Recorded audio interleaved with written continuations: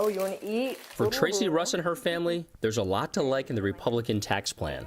With 3 kids, the Russ family will get a big boost from the doubling of the child tax credit to $2,000 for each kid.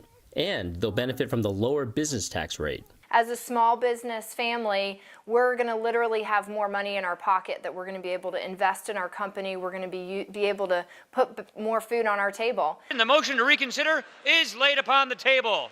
Congress approved the tax overhaul this week, despite fierce opposition from Democrats, who say it mainly helps corporations and the wealthy while increasing the federal deficit. Because we have on the floor probably the worst bill in recent times. Besides lowering the corporate tax rate, the legislation lowers individual tax rates across all income levels, so most taxpayers will pay less.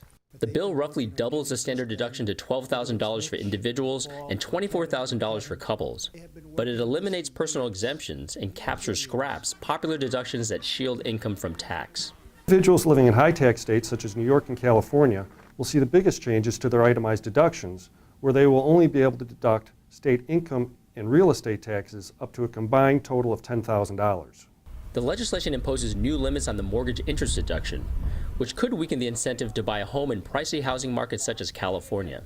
But realtor Will DOERLICH doesn't think it will dampen demand in this San Francisco Bay Area suburb, where homes sell for well over $1 million.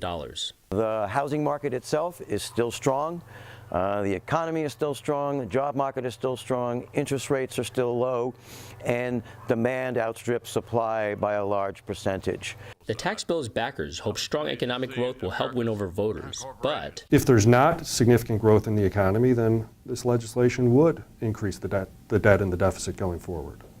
A debate that will play out in coming years as voters see how the tax overhaul affects the economy and their wallets.